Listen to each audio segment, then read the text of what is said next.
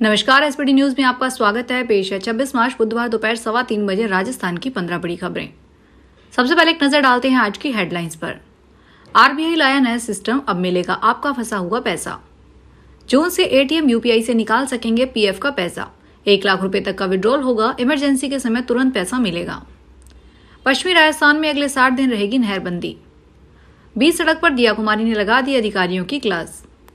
हनुमान बेनीवाल के बेटे को गडकरी सलाह, नेता मत बनना। और अब खबरें विस्तार से सुनिए। भारत के बैंकों में 78,213 करोड़ से ज्यादा की राशि अनक्लेम्ड डिपॉजिट के रूप में पड़ी है। यह वह पैसा है जिसे खाताधारकों ने जमा किया लेकिन किसी कारणवश उसे निकाल नहीं पाए। अब आरबीआई ने इसे सही मालिक तक पहुंचाने के लिए 1 अप्रैल 2025 से एक नया सिस्टम लागू करने की घोषणा की है। बैंकों को अपनी वेबसाइट पर अनक्लेम्ड डिपॉजिट की पूरी जानकारी देनी होगी जिससे खाताधारक इसे आसानी से चेक कर सकें। बैंक के वेरिफिकेशन के बाद राशि सीधे आपके खाते में ट्रांसफर हो जाएगी। ईपीएफओ मेंबर्स अब यूपीआई और एटीएम से पीएफ का पैसा निकाल सकेंगे। इसकी लिमिट 1 लाख रुपए रहेगी। इस साल मई के आखिरी या जून की शुरुआत तक यह सुविधा शुरू होने की उम्मीद है।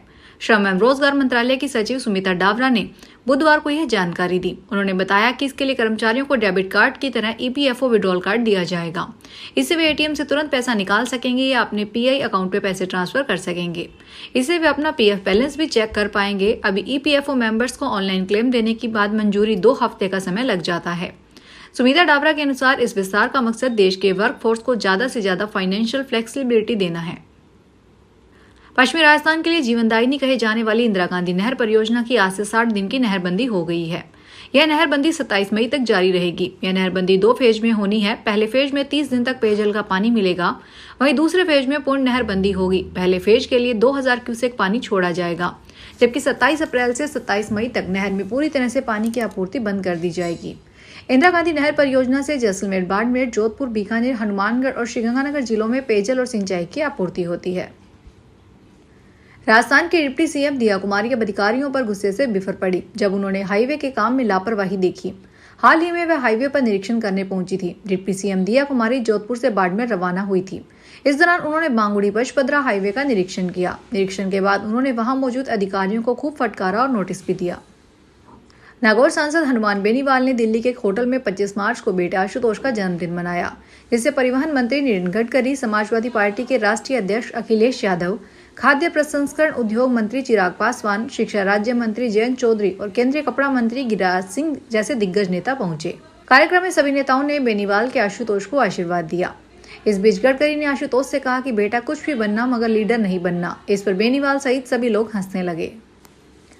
हरियाणा की भाजपा सरकार ने रेसलर विनेश फोगाट को सरकारी नौकरी का ऑफर दिया है। यह ऑफर तब दिया गया जब कांग्रेस की टिकट पर एमएलए बन चुकी है। कल हुई कैबिनेट मीटिंग में विनेश को सिल्वर मेडलिस्ट जैसे सम्मान के तौर पर 3 चॉइस दी गई। इसमें नौकरी के अलावा 4 करोड़ कैश और हरियाणा शहरी विकास प्राधिकरण से प्लॉट का भी ऑफर दिया गया। वर्ष 2024 में हुए पेरिस ओलंपिक में विनेश फोगाट ने 100 ग्राम बड़े वजन की वजह से वह फाइनल मुकाबला खेलने से पहले ही बाहर हो गई थी। पंजाब के वित्त मंत्री हरपाल सिंह चीमा आज आम आदमी पार्टी सरकार का चौथा बजट पेश कर रहे हैं। उन्होंने बदलता पंजाब थीम पर 2,36 करोड़ का बजट रखा। यह पिछली बार से करीब 15% ज्यादा है। हरपाल चीमा ने कहा कि पंजाब की जेलों में आर्टिफिशियल इंटेलिजेंस कैमरे लगाए जा रहे हैं। इंडस्ट्री के लिए नई पॉलिसी लाएंगे। प्रोत्साहन के लिए 250 करोड़ रखे हैं। 7,614 करोड़ से 300 यूनिट बिजली मुफ्त देंगे। अकाली दल और कांग्रेस से मिलकर बीमार पंजाब बनाया। हमने सेहत विभाग के लिए 268 करोड़ का बजट रखा है। आगामी चैत्र नवरात्र के उपलक्ष्य में श्री माता देवी श्राइन बोर्ड के मुख्य अधिकारी अंशुल गर्ग ने आध्यात्मिक विकास केंद्र में परिचालन तैयारियों की समीक्षा की, जिसमें 9 दिवसीय नवरात्र उत्सव के दौरान तीर्थयात्रियों की अपेक्षित वृद्धि का प्रबंधन करने के लिए सभी हितधारकों और सुरक्षा एजेंसियों के बीच एकीकृत प्रयासों के महत्व को रेखांकित किया गया है।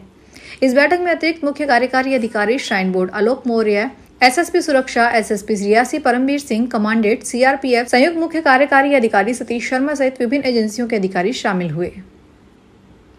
विकी कौशल की फिल्म छावा पूरी दुनिया पे छाई हुई है। औरंगजेब विवाद के बीच मूवी देश भर में सुर्खियां बटोर रही है। पीएम समेत अन्य बीजेपी नेता इस फिल्म को संसद में देखने वाले थे। संसद भवन की लाइब्रेरी बिल्डिंग के बाल योगी सभागार में 27 मार्च को छावा की स्पेशल स्क्रीनिंग रखी गई थी। इस खास स्क्रीनिंग के दौरान एक्टर विकी कौशल, निर्देशक लक्ष्मण उत्तेकर और निर्माता दिनेश विजन को भी मौजूद रहने वाले थे। कुछ कारणों के चलते इसकी स्क्रीनिंग स्थगित कर दी गई। छावा इस साल की सबसे मशहूर फिल्म रही है। झुंझुनू में भारत फाइनेंस इंक्लूजन लिमिटेड के ऑफिस में 3 हथियारबंद बदमाश घुस गए। वे सेफ रूम की चाबी मांग रहे थे लेकिन नहीं मिलने पर बड़ी वारदात से बच गए। बदमाशों ने कर्मचारी अमित भार्गव के गले में चांदी की चैन और बाइक की चाबी छीन ली और बाइक लेकर फरार हो गए। घटना मंगलवार सुबह की है। पुलिस मौके पर पहुंची और जांच शुरू कर दी। अमित भार्गव की शिकायत पर मामला दर्ज कर बदमाशों की तलाश की जा रही है। राजस्थान स्कूल शिक्षा परिषद जयपुर की ओर से सरकारी स्कूलों में खेल सामग्री का बजट देने की बजाय इस पर मुख्यालय स्तर से सीधा खेल सामान पहुंचाया जा रहा है। एक तो खेल सामान सप्लाई करने का काम सत्र पूरा होने पर किया जा रहा है और दूसरा खेल सामग्री की गुणवत्ता पर सवाल खड़े हो रहे हैं। नागौर जिले के एक स्कूल में तो फुटबॉल में हवा भरते ही फट गया और ब्लेडर बाहर आ गया।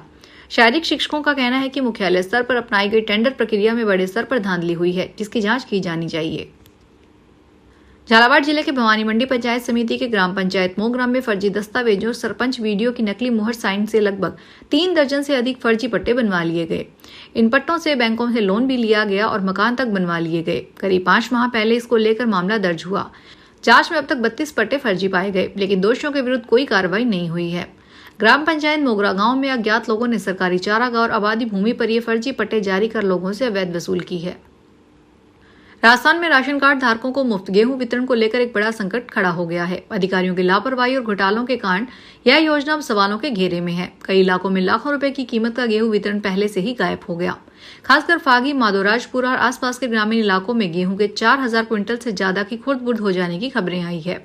अधिकारियों ने इस मामले को दबाने के लिए अन्य क्षेत्रों में पोस्ट मशीनें भेजकर गेहूं वितरण किया ताकि घपला ज्यादा तूल न पकड़े।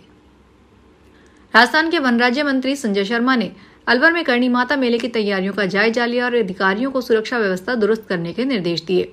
उन्होंने सड़क पर व्हाइट पट्टी और सुरक्षा साइनेज लगवाने की बात कही। मंदिर तक पहुंचने वाले रास्ते को ठीक कराकर बायोडायवर्सिटी पार्क में तितली पार्क बनाने के निर्देश दिए। मेले में सुरक्षा व्यवस्था के लिए अतिरिक्त पुलिस बल लगाने के भी निर्देश जारी हुए हैं। मेले की शुरुआत 30 मार्च से होगी, जिसमें श्रद्धालु सुबह 6 बजे से शाम 7 बजे तक पहुंच सकेंगे। सरिस्का टाइगर रिजर्व के पास मंदिर स्थित है। यहाँ वन्य जीवों के खतरे के प्रति सावधान किया जाएगा।